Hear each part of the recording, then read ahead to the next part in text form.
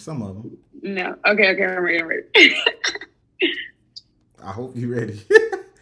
All right, here we go. So, dream collaboration. Dream collaboration. You got 3, 2, 2.5. I would say Nicki Minaj. Fuck, I would say Nicki Minaj because that's just like I would say Nicki Minaj. No, because like I started thinking about, I'm like, damn, I always wanted a song with Rihanna, Beyonce. I'm thinking about the little trifecta, Right. And I'm like, it would be fine. So it'd be hard to choose because I'm like, I'm trying to think outside the box. Okay. That was funny. You failed that. No, I would love to do it. Oh damn. Okay, well, okay. But it's okay. But you would love to do it with Nicki Minaj.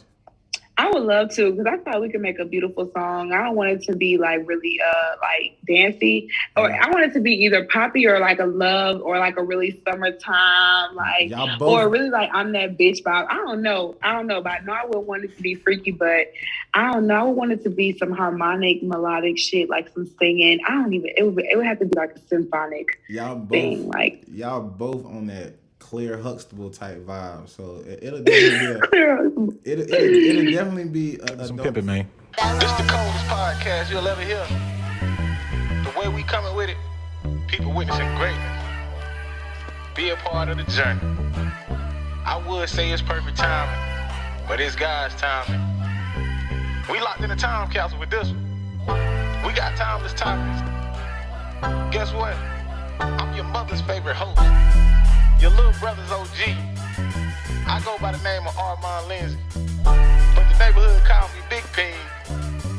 I want to welcome y'all to Big Boss Talk, Season 2, The Rebirth.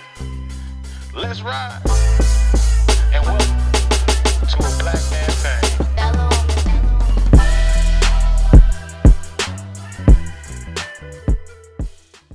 Yo, what's poppin', everybody, man? It's your boy Armand back again with another episode of Big Boss Talk, the podcast.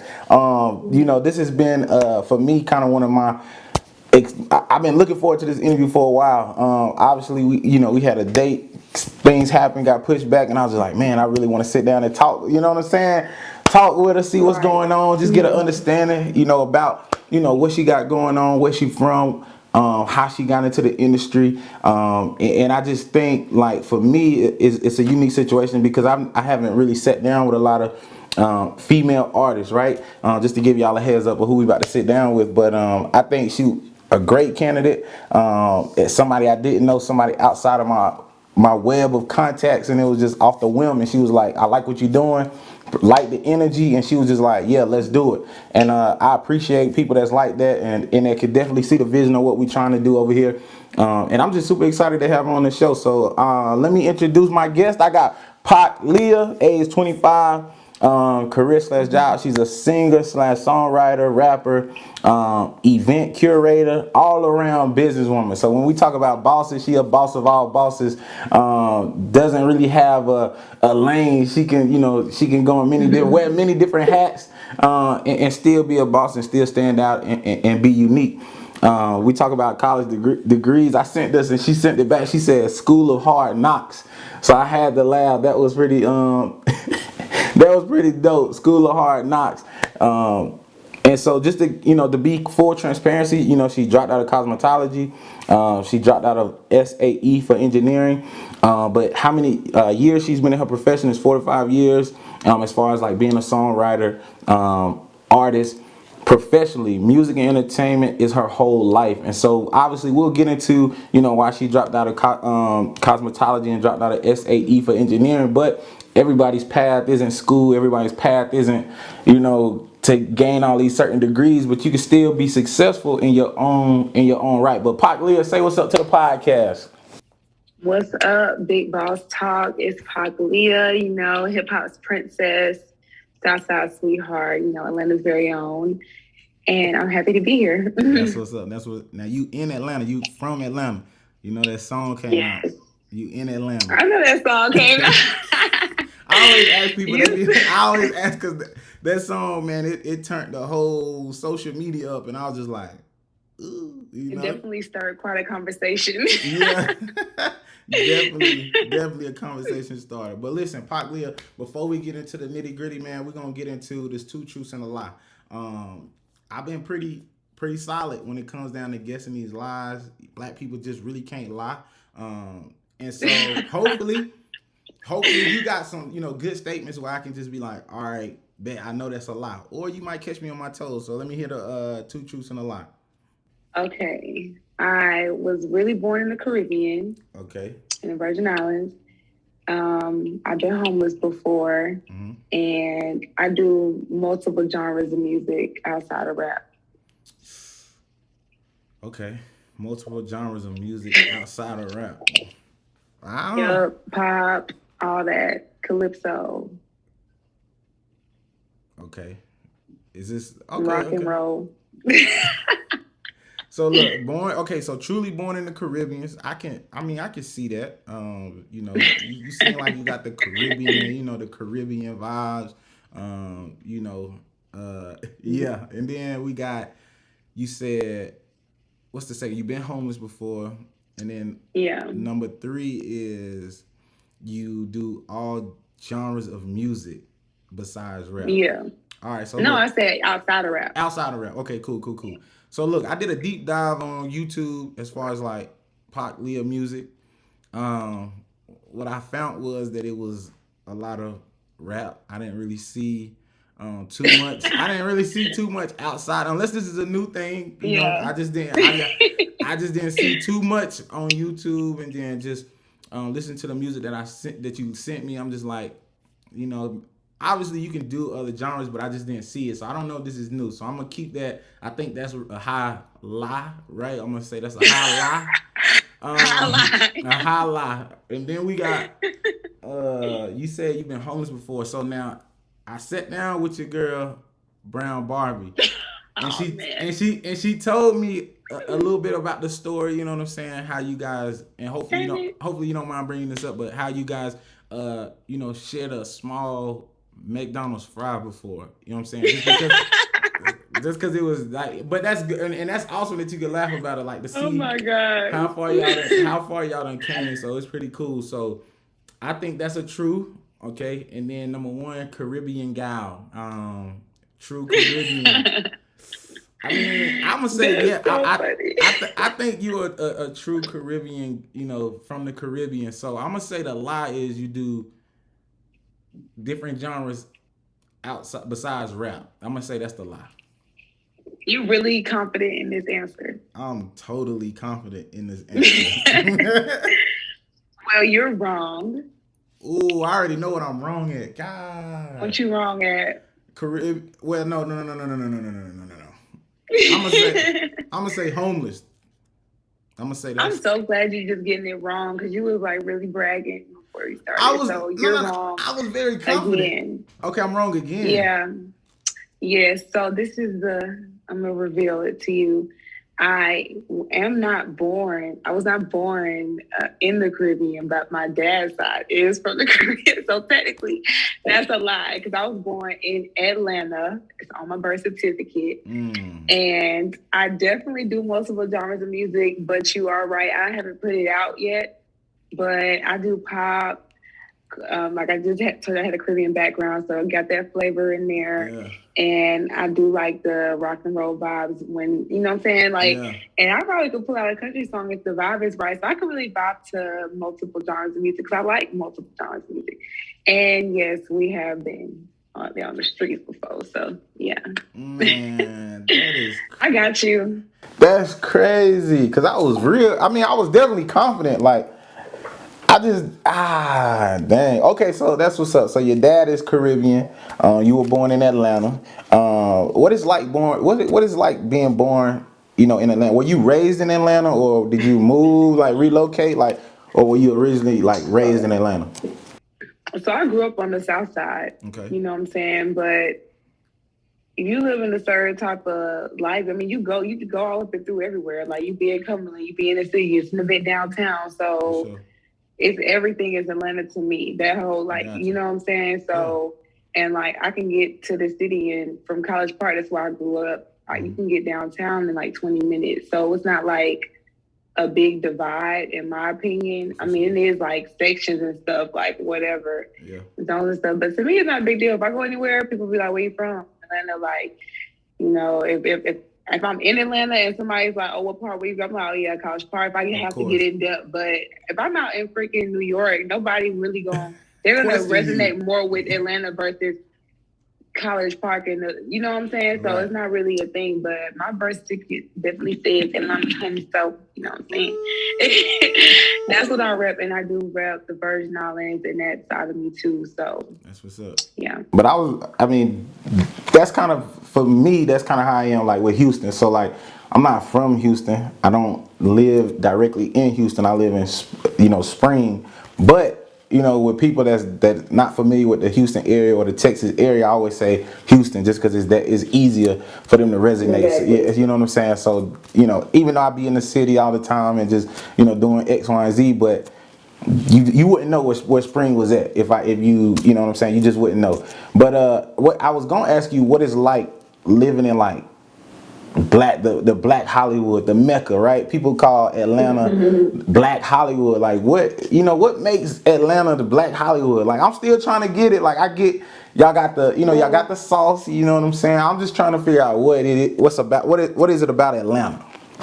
I'll speak on the now why they call it the Black Hollywood first. I think it's because when people used to run to Hollywood to make their dreams come true. So I think that's why it's being called that, because people are like running here because of like the hype and they feel like it's all popping. They can, take off here.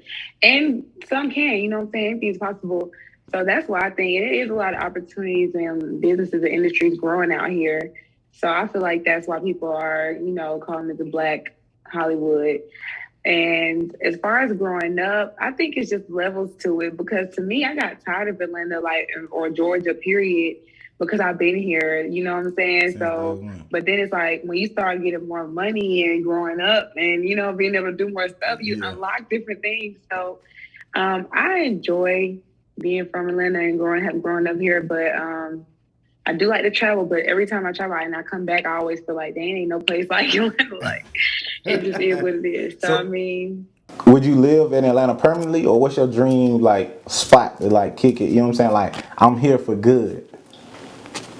I will always have a house in Atlanta, but I definitely want to have a house in Florida, and I gotta have something in California, and probably like a penthouse in New York, and then maybe some shit overseas. But I will always have Atlanta as my home. So I mean, even if I leave for like a year or when, it don't matter. Like even if I buy property and don't come back, like, I'm always have property in Atlanta. Like that's what's up.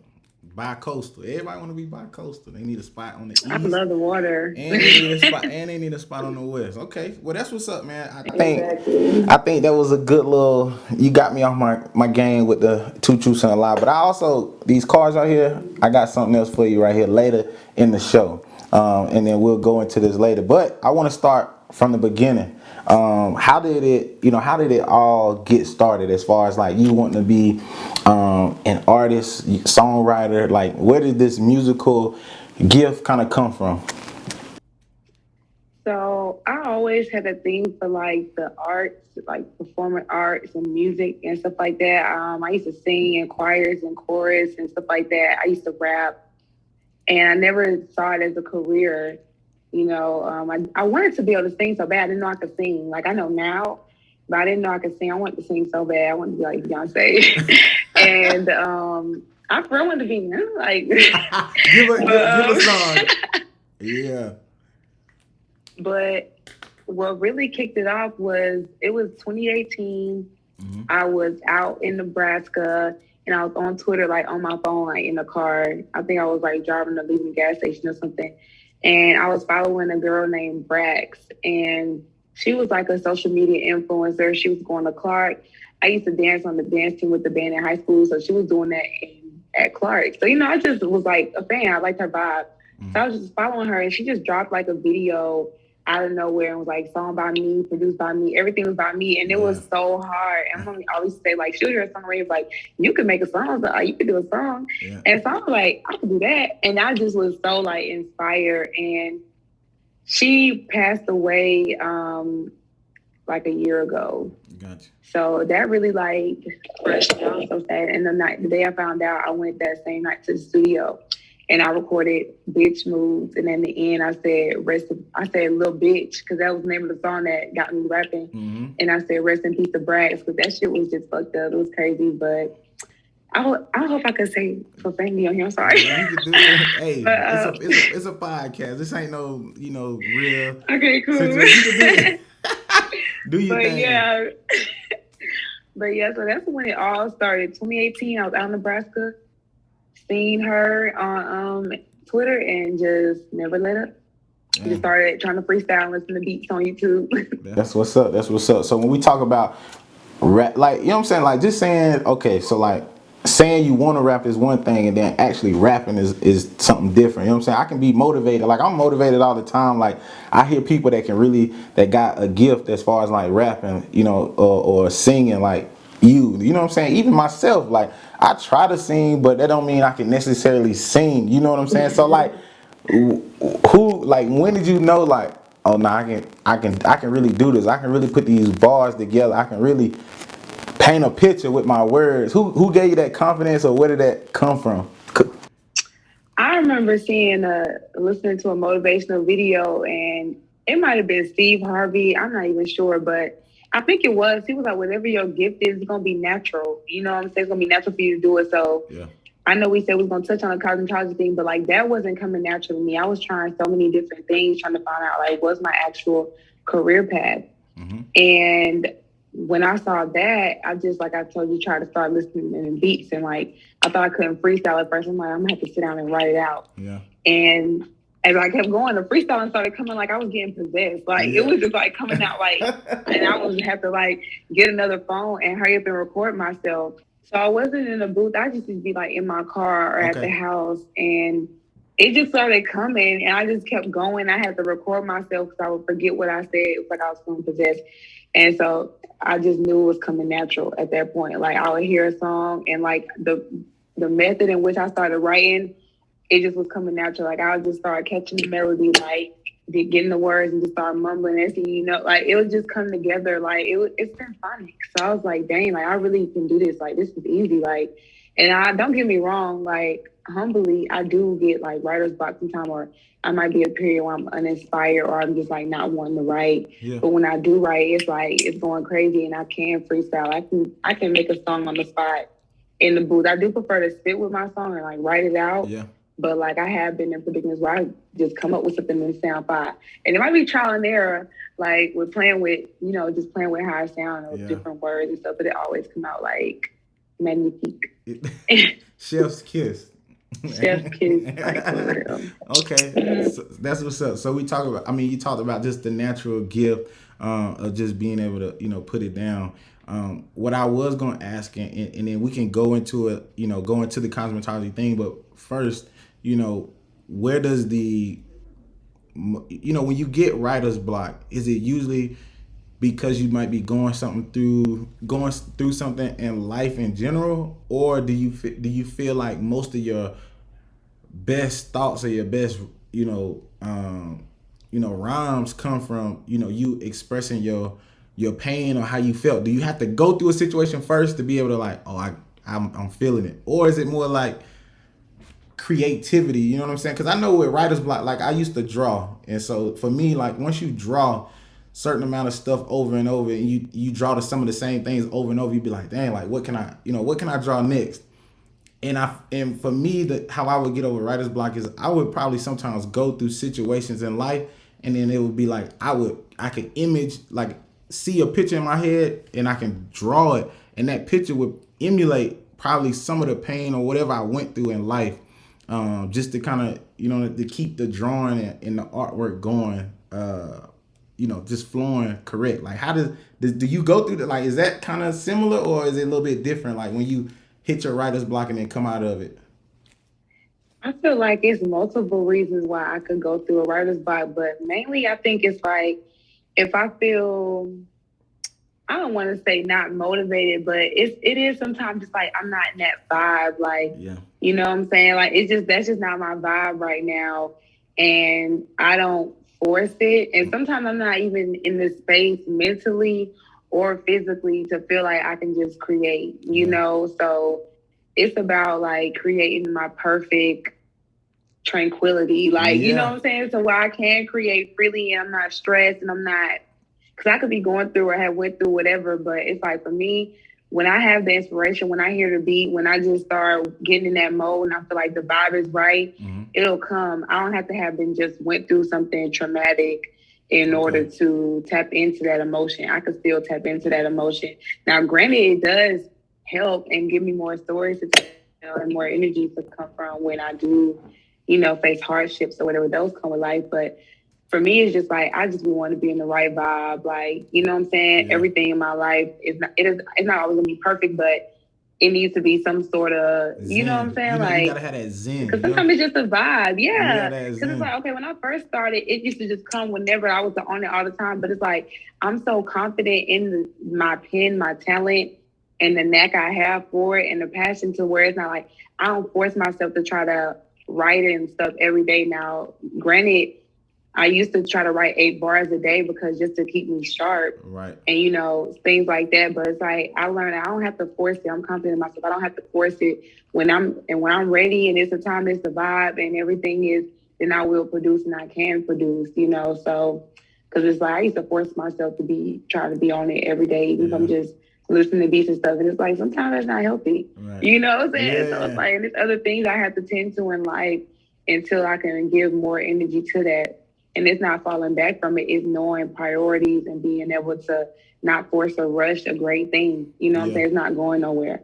So I like how you put that. I like how you put that. Like it's not forced. Like, you know, for me, I'm a Pisces, so I kind of jump around all different types of stuff. Like when I feel inspired, it's like I'm going after it 24/7, no matter what. It's just like, you know what I'm saying? Like that's why they always say, you know, sometimes with artists, they feel like their first project's always the best project because they got so much, you know what I'm saying? They just waiting to rip the Band-Aid off and let the world know. But you can also I think what you're saying is the maturity level of your, and like you said, the confidence of your skill. Is like, I'm confident that no matter, you know, when the time is right, I'll produce and I won't even miss the beat. It's going to be similar to when I first started writing. You know what I'm saying? Like when I first found out that this is what I really wanted to do. So I think the maturity level that you speak on it is pretty dope. And you don't really hear that a lot from, you know, just different artists. But I think as time goes on, once you're in the game long enough,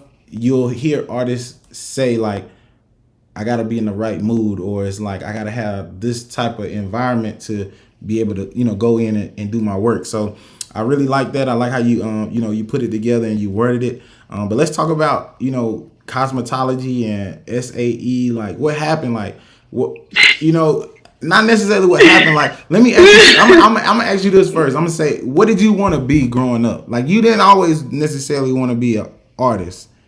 Did you have a career path in mind? The first thing I remember ever really saying I wanted to be was president. Oh, shoot. Yeah, I wanted to be president, but then I still used to have dreams and visions of like me on the red carpet and like being in Hollywood. Like I like so.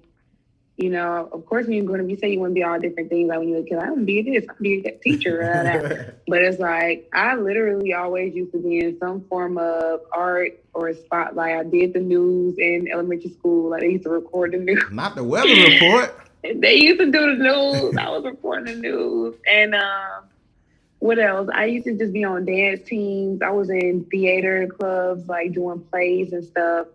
So it was like I was just always out there with it. And around the time of graduating is when I really didn't know what I wanted to do. Because I was like, I want to be famous. Like, and I was like, I wanted to like be able to talk to a lot of people.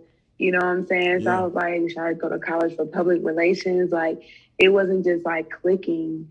Like, how could I make a career? What I want to do? Like, I don't want to be a journalist. Like, I'm trying to think of like ways to be in the some type of industry-ish vibe, but I wasn't thinking about like music or entertainment or anything.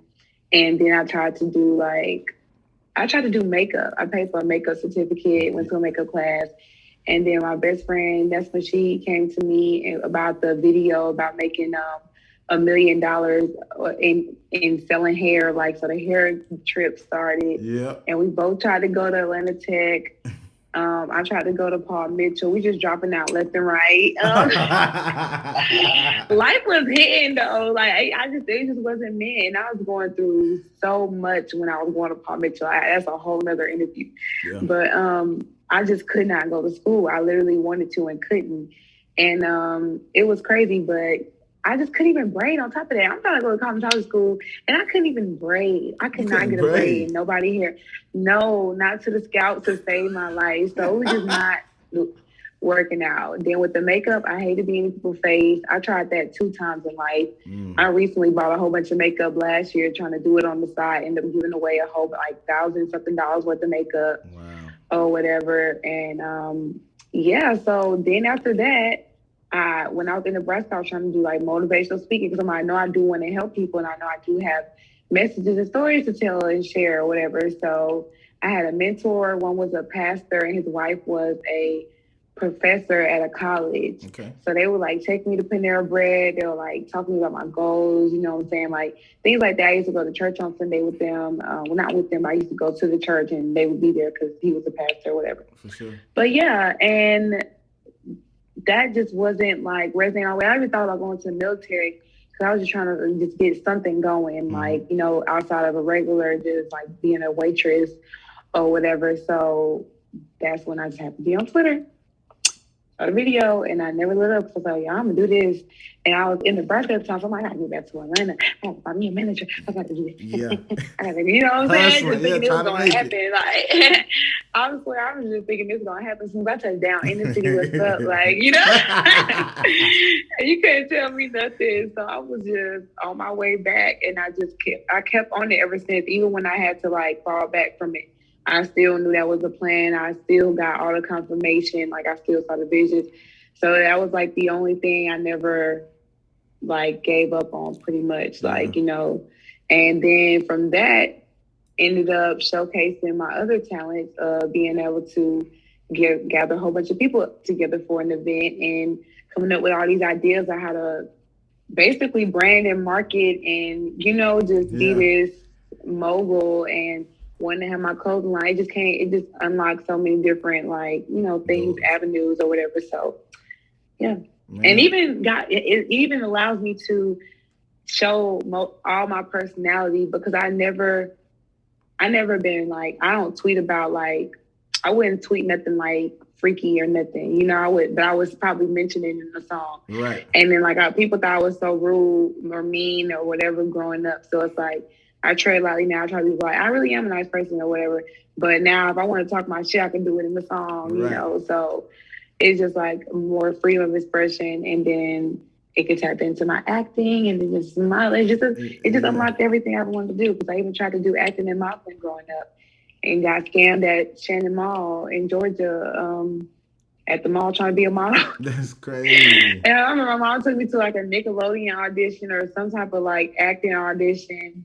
She had me in like a church dress and had my hair curled all like little Sally Mae or whatever. And I just always wanted to be in entertainment and I didn't really realize it or know I could do it for real until I was in Nebraska and I was like, probably like, I don't know, maybe like 22 or something. I don't even know. You gotta do the math, but yeah.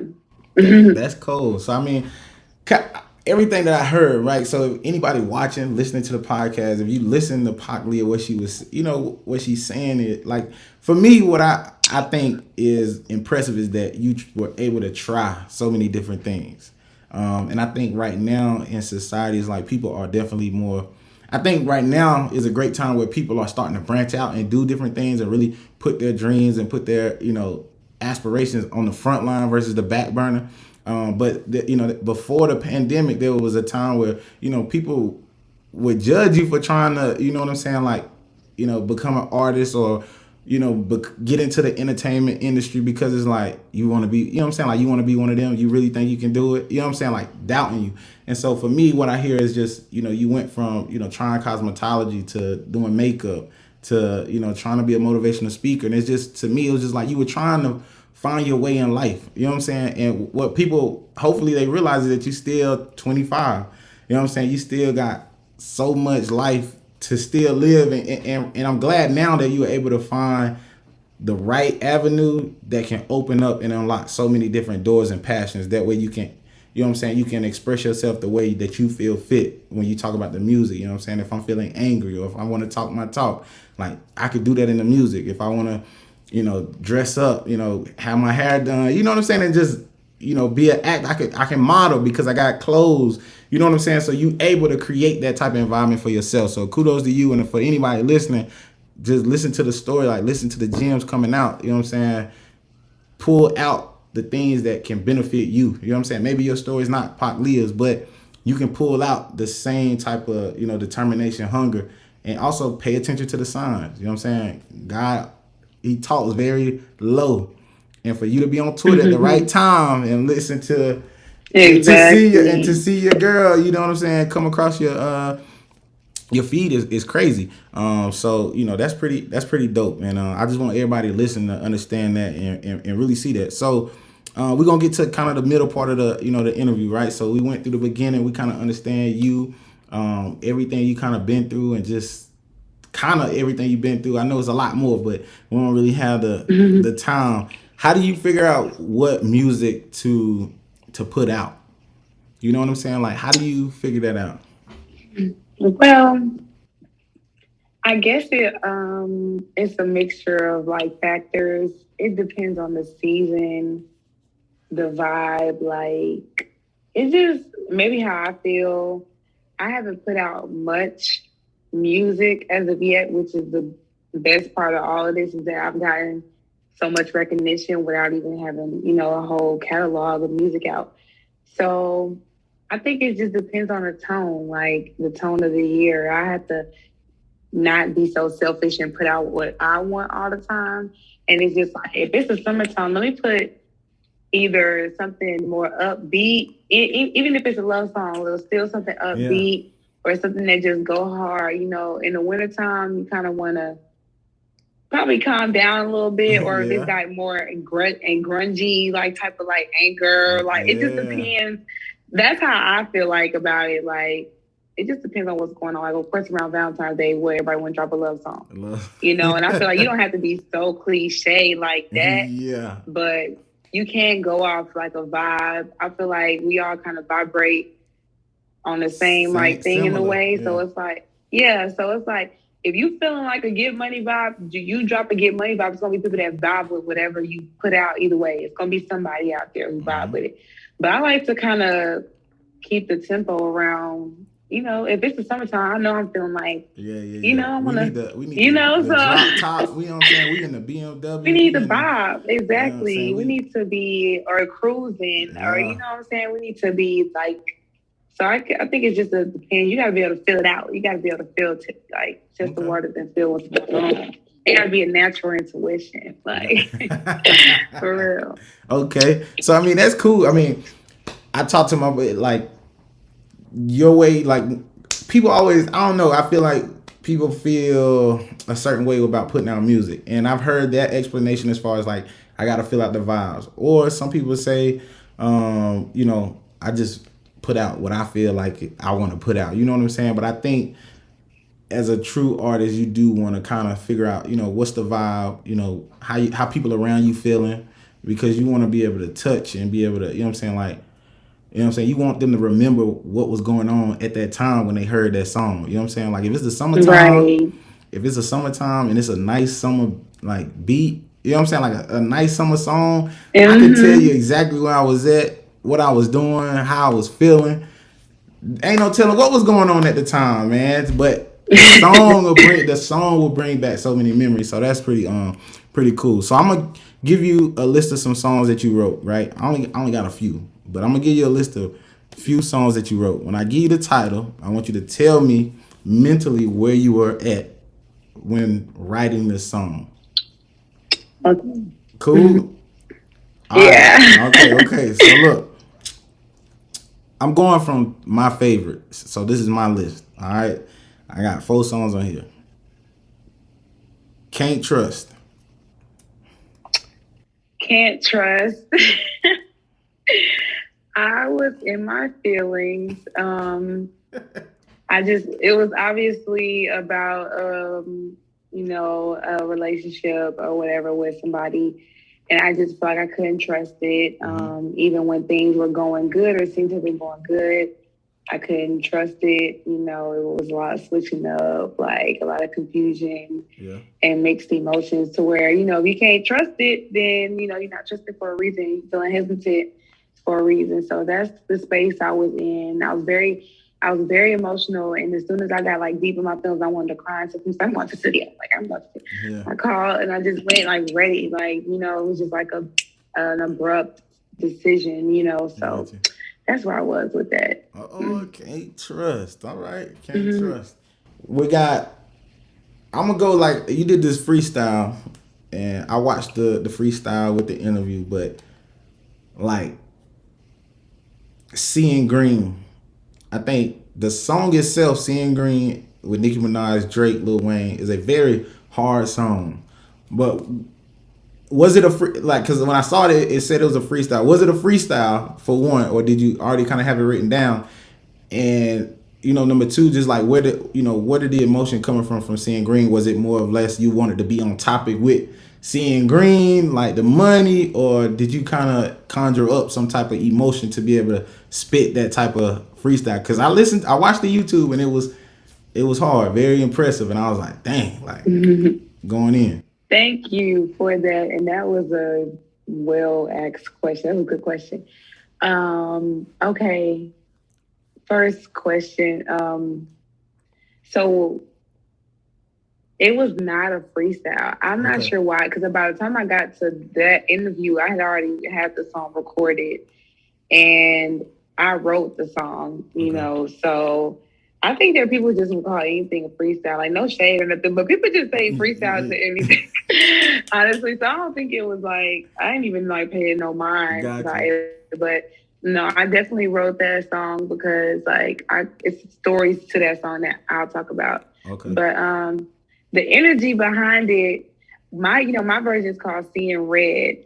So it was like, I'm seeing green now, but I was seeing red. So that's me saying like, basically, I'm seeing green now, which is like money. Green is like positivity. Like that's like a good energy, like, that comes behind the color green.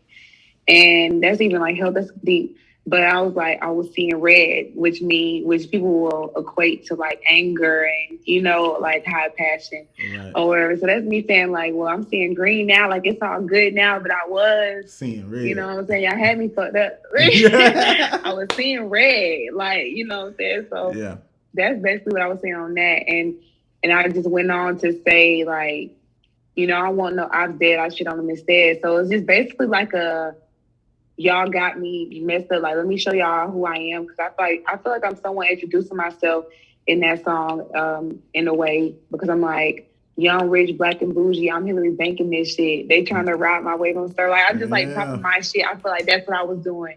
I was like popping my shit. So just about who I am, the energy to come behind me. Like, it was just like, I'm that shit. I'm that bitch. Like, it was just speaking highly of myself. Forced to be reckoned with. Right, with also looking back at what all I came through or whatever been through. So I definitely feel like that's the space I was in on that. And I was also highly motivated because I don't really do covers and like freestyle to people, stuff like that. Like I just don't. Sometimes I want to, it just don't. The vibe don't just come through. Right. But I was like, I heard that, and I was just like, oh, I gotta like, you gotta get on that. Like, oh God, that's why I went crazy on the end. Like pumping shit. I'm like, yeah, YMC and BP. Like, yeah, like, they need to put me on this shit for real.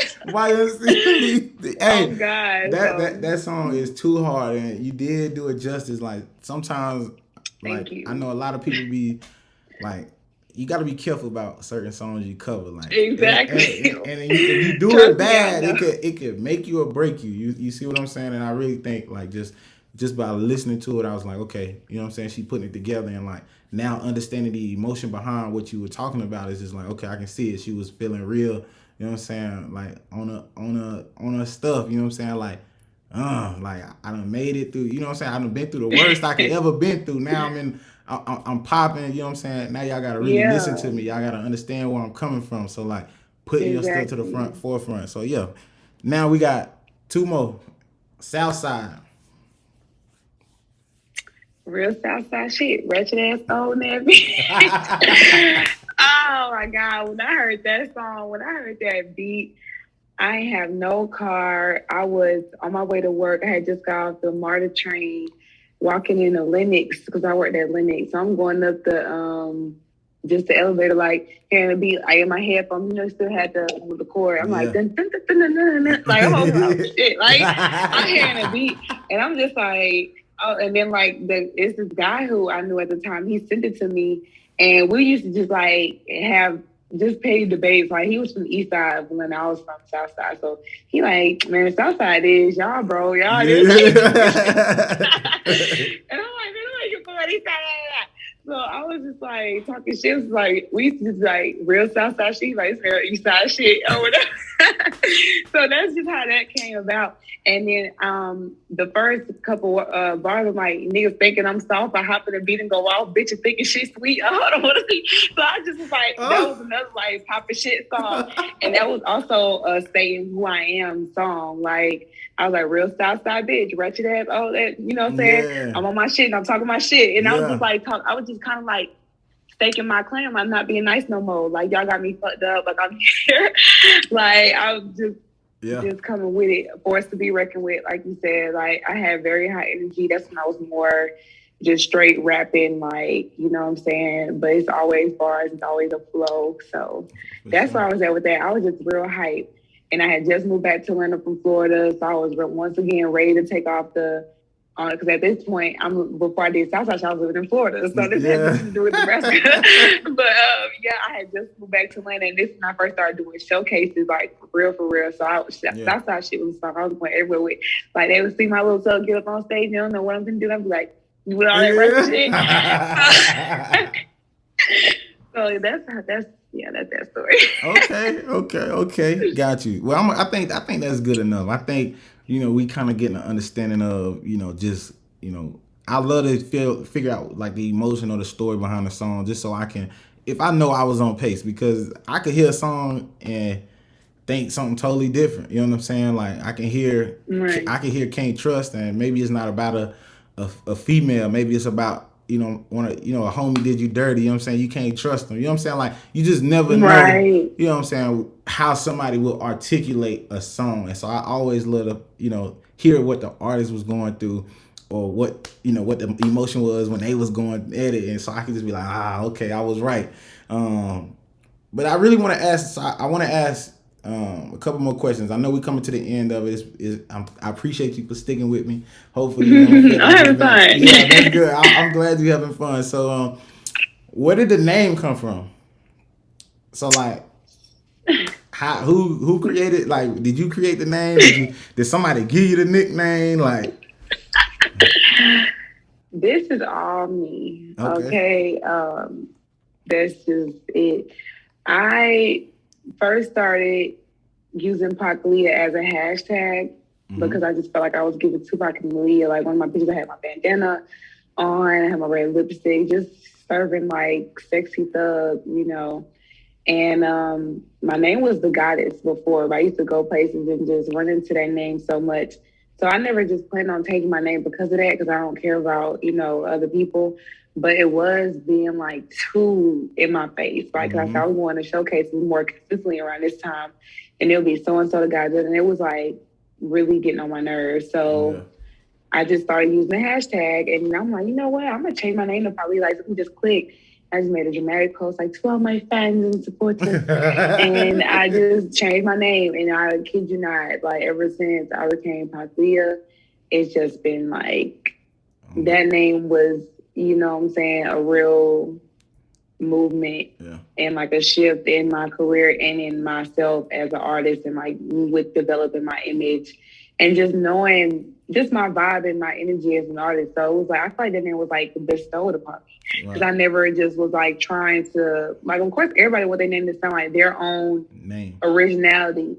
You know what I'm saying? But that shit is hard. So, and I feel like, man, and I got it trademarked. So I definitely feel blessed, and I love that name, and I'm going to uphold it And you know what I'm saying? Ain't nothing about me mediocre. So I definitely know I'm deserving of it and gonna show, because I don't have to prove anything, but it's gonna be shown that, like, yeah, that's Pac'Liyah, like, and that's just that. Yeah. So Okay. Yeah, I like that. I had to ask because I was like, I ain't really know where it came from or where it derived from. I thought well, maybe yeah, you know it derived from Tupac and I Aaliyah, did you not know what know I'm saying? Like that. I said, I well, thought you know, oh, you didn't know that? You don't get that from no. that? So I thought when I heard Pac, I was like, okay, maybe it's like Tupac. I definitely thought Tupac, but then the Leah part, I was like, maybe her name's Leah or Aaliyah. But then now here you say it, I'm like, okay, cool. You know what I'm saying? Like, I was gonna use that in my two truths and the lies, but my real name is Aaliyah. You understand? You I was gonna use that. But no, it's strictly Tupac and Aaliyah. Because, like I said, I was looking at my vibes, how I was dressing, and even like my music, like Mhm. "Can't Trust." That's an R&B song, and that's just me scratching the surface. I didn't even like really get into like full singing through that. So, like, I am an emotional person. I do like making love songs. Mhm. So, but at the same time, Southside shit, I do go hard. I do stand up for myself. You know what I'm saying? It is a really strong movement. I am. So that's like that thug activist. So I feel like that's the embodiment of Pac and Leah. So yeah. Word. That's what's up. All right, last couple of questions and we out of here. Last one is last couple. I'm sorry. Is I want to educate. You know what I'm saying? Like, I love hearing people's story, but there's somebody that wants to be a Pac'Liyah. You know what I'm saying? It's somebody that has aspirations of, I want to, sing. I want to rap. I want to do country. I want to do rock and roll. And they look like us, but maybe they see a lot of rappers. They see a lot of singers. They don't see a lot of, country. They don't see a lot of rock and roll us. So, one, what piece of advice would you tell someone that's trying to break into the music industry? That's one. Number two is, what's the key? What was the key to your success? Because I've heard you mention showcases. Was showcases the reason why you caught the buzz and why you became who you were, or was it something? Was it another alternative force that was helping? That really put you on. So I'm gonna say it again. Number one is, what advice would you give someone to break into the music industry? And then number two is, what's the key to the success, as far as like you personally? I'm going to answer number two first, Okay. about the key to success. Mm-hmm. I personally feel like you define your own versions of success, because I feel like I've been successful, but I'm still unlocking more in these levels. Yeah. So I wouldn't just necessarily credit showcases. Then also, everybody's path might not be your path. It might be Correct. somebody who did come up severely off of a showcase. Right. You know what I'm saying? Either way it goes, it's getting practice, and it's building a fan base and getting the exposure. Because you never know who you'll meet. So I can say that I did add to my resume with doing the showcases, and it was good networking. Mm-hmm. But I feel like success is a combination of things. It's in meeting people, because sometimes it's just who you know. So we're starting to meet different people. I've had success because I was able to, at certain points, I started being able to invest in myself. So with financial resources. So it's a combination of things. So It's just like, I know the biggest thing I've really learned is just consistency. Like, sometimes you might not feel like you have all the resources, but if you just going and just giving it your best foot forward, you never know what you'll unlock. Like, and I also, one thing that really helped level me up, but it was a bittersweet thing. It taught me a lot and it cost me a lot, but it was, on the outside looking in, it was a level up. You know what I'm saying? Like, it perceived people to, they perceived me away because of it. Right. I had a marketing deal with a company named Wealth Nation, and it did cost, but then I also got a Sony distribution from it. So that's what Bitch Moves was put out through Wealth Nation, Orchard, and Sony. So that also was a part of it, but that came with the investing. So, I mean, and it just also educated me, because I learned like how to maneuver and flip my own money and invest my own money without just believing and pushing it to people and they just, you know what I'm saying, just running up a tab. So heck no. that's bad. Success takes a lot because I'm still, like I said, I feel like it's still so far for me to go. I feel like I've made a mark I made a small mark, not to even discredit myself, because I did win Female Rapper of the Year last year. So within my community, from doing the showcases, because I did meet people and build a community, like I have started making my mark in different hubs in Atlanta, you know. So I do recommend getting out there because, you know, social media is cool, but it's nothing like being up in person with somebody, building a fan, shaking a hand, following them on Instagram, taking a picture with them. So I do recommend showcases, but it's just, you have to do them with the right mindset. I wouldn't go into a showcase thinking you're going to get a record deal or you're going to win the prize, because a lot of times they finessing anyway, especially in Atlanta. It's a lot of scammy vibes. So, you know, they be promising all type of stuff. You might get it, you might not. You might feel like you're supposed to win. Sometimes somebody that they already know, you know what I'm saying? So it's like, as long as you go in there, exactly. So as long as you go in there with, okay, I'm about to get in there, I'm about to give my best performance, I'm going to interact with the crowd, I'm going to, you know, pass out these flyers, like, then you have your own come ups. It's all about strategy. You might come to the showcase with shirts, you know what I'm saying, to sell your shirt. So that is a part of it. Or especially in those beginning phases, if you don't just know somebody or got the bread to just kind of skip the line, you know, or whatever, you still end up having to perform. But as far as my advice for anybody trying to break into music or want to start a music career or sing or rap, my advice is to just do it within your own company. You don't have to put it out to the world just because you decide to start doing it. Right. You could get comfortable with it, get to know yourself as an artist, and find your flow and find your vibe. You know what I'm saying? Because I feel like people will kind of be warped into trying to be like this way or be like that way. It's like you got to rap like this or sing like this or look like this. I think the most important part is finding out who you are as an artist and as a person, what you want to show people, and, you know, just what you're going for, and that way you could be able to find your target audience, because you might not need to go perform at Magic City and at the strip clubs. You probably shouldn't go there. You know, if you're a certain type of artist. You know, so it's like about finding your hub and people that, you know, are going to relate to your message and your vibe, your sound. And I think when you build your confidence in that, you know, I definitely am big on not having to throw something out. Like, just because you decide tonight you want to start rapping, that don't mean you got to change your Instagram tomorrow to Lil Rapper 210. You know what I'm saying? Mixtape coming soon, or a singer, songwriter coming soon. Like, you don't have to do that. It don't have nothing to do with nobody else. Like, you don't have nothing to prove, and I think that's important to know, because I used to feel like I need to be posting, I need to be doing this.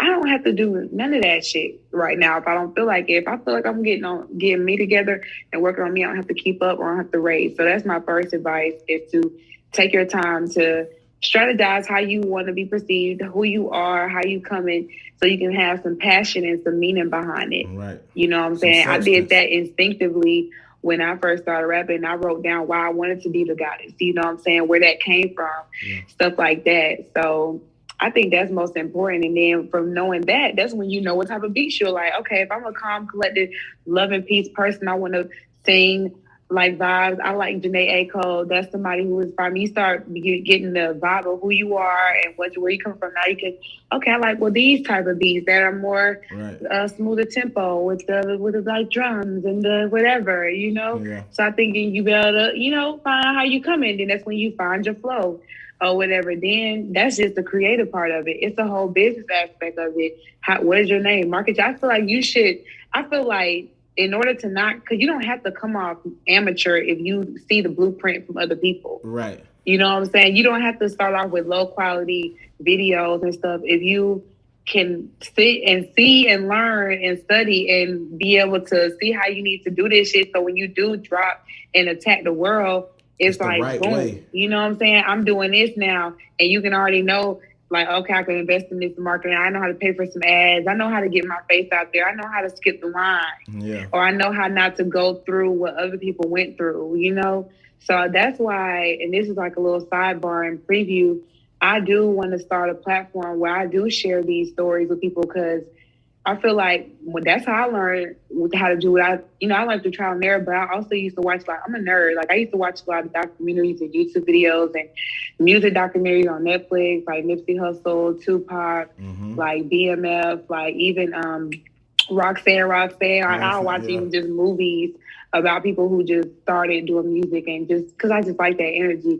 And even Beyonce Homecoming, like I watch Nicki Minaj documentaries just because I feel like it's important to kind of study it. Study the success. You know what I'm saying? Yeah. So you can can come in knowing and confident, and it's just a better outcome for you. I feel like it's to your advantage. And that's with anything. I'm just a nerd. So even when I want to do motivational speaking, I'm studying that. You know what I'm saying? So I definitely feel like study yourself so you can know who you are as an artist and how you come in. Study your sound, you know what I'm saying? Because that's important in your flows. And just study the industry and how to work your way through it and what do you need to do to be successful and not lose money, get in a bad deal, and go through all these trials and tribulations with somebody else. Because that doesn't have to be your story, you know? So that's my advice in a nutshell.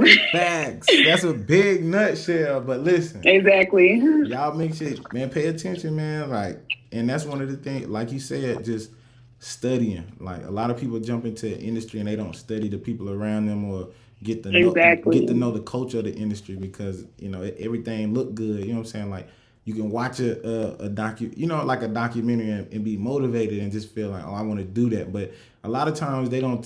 Some documentaries do, but a lot of people don't sit and tell you like, this is where I messed up at. This is what you shouldn't do. Like if I could do it all over again, I would do it this way.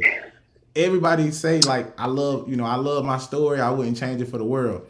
I think that's a lie sometimes because if you didn't have to go, like, obviously you grateful for the struggle because you become when you reach the goal that you're trying to hit, you're more grateful. The gratitude is at a way higher level. But if you could cut out being in a bad deal, or if you could cut out going through, you would definitely do that. You know what I'm saying? Like it's not like you wouldn't do that, but obviously, like all people say, you know, you learn from every situation. You know what I'm saying? Like sometimes it's a blessing and a curse. So, you know, some people probably wouldn't have even got the exposure if it wasn't for the bad deal. Got you. So I could see somebody saying like, I wouldn't go back and change it. You know what I'm saying? Because it probably would have been like, well, what's another route it took? And then you don't know what you know now if you didn't go through what you went through. So I will be devil's advocate on that part.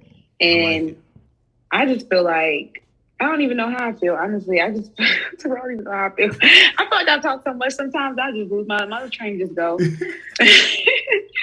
But I just feel like it's a journey no matter what. I feel like people get warped into money. So even though they probably have seen some bad stories, they'll just like focus on like the popularity and feel like they just want the money. They just so quick and they haven't even been able to study to know how to avoid these situations and have leverage. That's the like key word. It's like building that leverage. So if you're somebody who knows already how to book shows, you know how to do ads and monetize off social media, you monetizing off YouTube, like you selling merch. Like if you're somebody who already has the things that a label does for you and you got them going on yourself, you got the revenue and et cetera, you got the streams and whatnot and the popularity, then it's like, you're checkmate, you know. But if you just got the popularity and you know you got the talent, but you don't have the back end on the business, I feel like that's how you end up slipping more into that. Even though we constantly see people go through this,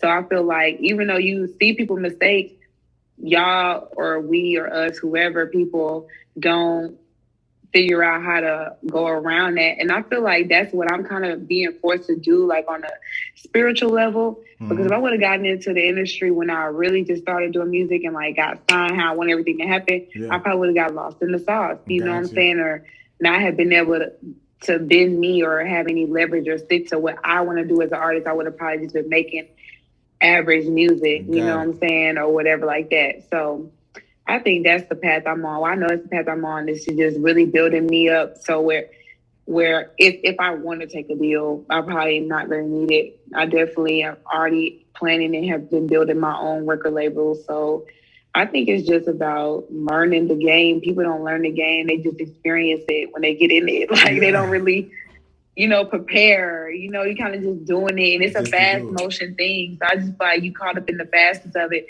You go into the showcases, or you go into this, you post on social media, you see all these comments, you just get worked up in it to where where you're not really able to sit back and really make chess moves. You know what I'm saying? So I think that's what it is. Man, $1 million worth of game right there. Hey, she went crazy. Listen to the gems now. I ain't really have to say too much. With Pac'Liyah, man, we coming to the end, came to the end of the conversation. I will say I had a great time. It was fun. I felt like I learned a lot. I hope you felt like it was a great time, a great environment where you could just be yourself and just kind of just chill and have a conversation. But I do have 7 questions that we're gonna run through. I want you to but it's quick. It's quick. So the 7 questions. I'm laughing because you tried to act like it was over. So listen, this is it. It's over because after these 7 questions, we're gonna end it just like that. Oh, I need another recommendation too. So I can't let you slide. I got you. I bet I can't let you slide. So look, you got 5 seconds to answer each one of these questions. So you just got 5 seconds. I'm a Sam. You just give me the answer, all right? And it's just 7 questions. You ready? Are they yes or no questions? Some of them. No. Okay. I'm ready. I hope you're ready. All right, here we go. So, dream collaboration. Dream collaboration. You got 3, 2,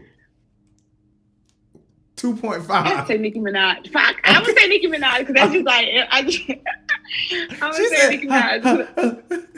No, because I started thinking about, I'm like, damn, I always wanted a song with Rihanna, Beyonce. I'm thinking about the little trifecta. Right. And I'm like, it would be fine. So it would be hard to choose because I'm like, I'm trying to think outside the box. Okay. That was funny. You failed that. No, I would love to do it. Oh, dang. Okay, well. Okay. But it's okay. But you would love to do it with Nicki Minaj. I would love to because I thought we could make a beautiful song. I don't want it to be like really like dancey, or I want it to be either poppy or like a love or like a really summertime or really like I'm that bitch vibe. I don't know, but I know I would want it to be freaky, but I don't know. I would want it to be some harmonic, melodic shit, like some singing. It would have to be like a symphonic thing. Like y'all both on that Claire Huxtable type vibe, so it'll definitely be a dope song. All right, here we go. Next question: what's the quality people enjoy about you? I think people enjoy my positivity.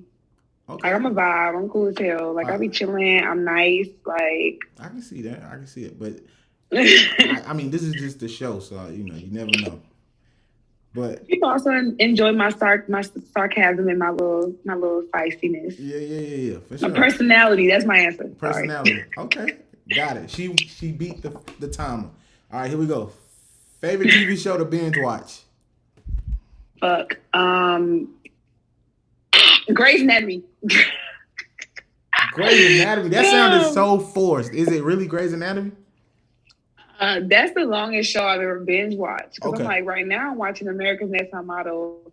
I refuse to watch Ozark. Our kind of people haven't came back yet. And it's just like, I'm kind of in between shows right now. Ozark so I had to think, I don't want to. I started watching that a long time ago, but I just don't feel like trying to get back into it. And I never watched Power. So I have to say Grey's Anatomy. Yeah, I never watched Power. Like, I just never got around to it. Then I tried to one day, and I wasn't interested. I just wasn't paying attention. But I'm going to get to it one day. Like, I was going to get to it. Then my best friend tried to give me a star if I couldn't log in. I just never got Power. It just... Bro, I can't believe you even said that. Next question. My dirty little secret. Grey's Anatomy is your answer. Yes, that's my final answer. All right, here we go. If you could time travel, what period would you go back to? Fuck. I would go to. You give me 5 seconds. Damn it. I don't even know. I would go to maybe I would go to Egypt when we was like kings and queens or something like that. I would want to go to when black people was like kings and queens back in Africa somewhere. Okay. I don't I want to see the pyramids. I'll probably go to Egypt. Got you. So that's Yeah. After, yeah, I don't know what period I it don't is. know. Yeah. All right, here we go. So what's more memorable to you, movies or music? That's easy. Music. Okay. I say, Music. Because I forget some shit in the movie after a long time ago. I'm a movie guy. So if you were to say something, like I could give you a line and be like, "Where that movie from?" And you'll probably not know. Like somebody could tell me something, I'll be like, "Oh, I know that movie." Or I hear stuff and I'll be like, "Oh, that came from." Like I just No, know. but if you say a word, it remind me of a song like a human jukebox. Like if you say time machine, I'm like, I wish I had a time machine. Like I'll just start singing whatever like correlates. So for me, it's definitely music. I always been like that. You So need to go. You need to go to the watch the GQ. They do it with the artist. They give you a word and then you got to create the song. Like that sounds like something you would do. oh yeah, I'll be fine. All right, so here we go. Two more. 25 hours in a day. How do you spend the extra hour? Probably like spending money or giving somebody some money, doing something fun. I'm gonna have to do something fun, enjoyable. Like we're either gonna have to go somewhere like shopping or go do a good deed or something. So Probably something involving either spending quality time or spending some money. bet. So we spending the bag. All right. Yeah, I'll probably do something fun. All right. So last one this is pretty deep. I'm gonna give you 10 seconds for this one. When you leave Earth, what will people say about you? When I leave Earth, people will say that I really changed the world and like I fulfilled like what I wanted to do, and they're gonna say like they're gonna be able to speak on me probably like she really did what she said she was gonna do. Like she was who she said she was. She knew herself. She helped millions of people. She like whether it been through jobs or housing. Because like I said, I want to be president. That's like my biggest thing. I want to like have like a community or a country or an island of people like that. I just like I know how to handle all of this. Like, Yeah. and I want to like give people jobs and like build housing and just make shit fair and like maybe we not have to pay water bill and stuff. Water should be free. And I just want to really like just help people through hard times or help them lift up their spirits and stuff. So through music, through books, through speeches, through mentoring, through teaching classes, whatever. So I just really want people to be like, like we loved her. Like she was amazing, like long live. I want them to like fucking go put flowers on my shit and like give me a holiday. Like y'all celebrate me forever and on. Like that type of shit. Like a monument. I need a monument, like a statue in probably like the 5 major cities. My name definitely needs to be on the calendar, like a date, holiday. I'm so serious. And yeah, like that's like Tupac, Mahatma Gandhi, Martin Luther King type vibes, like That's hard. something light. I done heard light. I done heard some big dreams. Light. I done heard some big dreams, and that's one of the biggest I ever heard. So listen, we're gonna put it into the air, put it into existence. Somo to be, I say. So this is documented, so we'll be able to look back 20 years from now and see where we at. Make sure if my water ain't free now, I'm gonna come holler at you. But I know, right? Don't worry. nah, I ain't gonna hold it against you. But man, I had fun. I had a great time. Give me your recommendation, and we're gonna close it out. I would like to recommend my sister, my soul sister in music, Miss Honey Simone. Okay. She is a singer, songwriter, event curator, and just a very dope person to know. And she has a beautiful story, and she's out here working, and she needs y'all to hear this story, and y'all need to hear it because it's some big boss talk. So yeah, I recommend Miss Honey Simone. Yeah, like that. You know what to do, man. Get me in contact. And it's her birthday. Happy birthday to Honey Simone. Okay. So I just realized. Yep, because she was gonna be my person. Okay. Yep, she was gonna be my person, and it just happened to be her birthday. So that's look crazy. How it worked out. That's what's up. Happy birthday from Big Boss Talk. But we gonna just hit me with the information as far as like Instagram, phone number, whatever. Let her know that you recommend it, and then I'll hit her up, and then we'll do it like that, like clockwork. But other than that, Pac'Liyah, you have a good rest of your night. I enjoyed it. Can't wait for this episode to drop, and just keep working hard. Keep doing you through this time where you're gonna be gone. Just just stay doing music for me.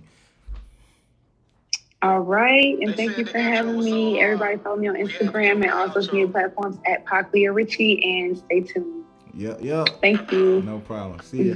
Let's keep rocking and rolling. Ain't nothing gonna stop us now. We here. And we back. They say, Peanut, you so cold.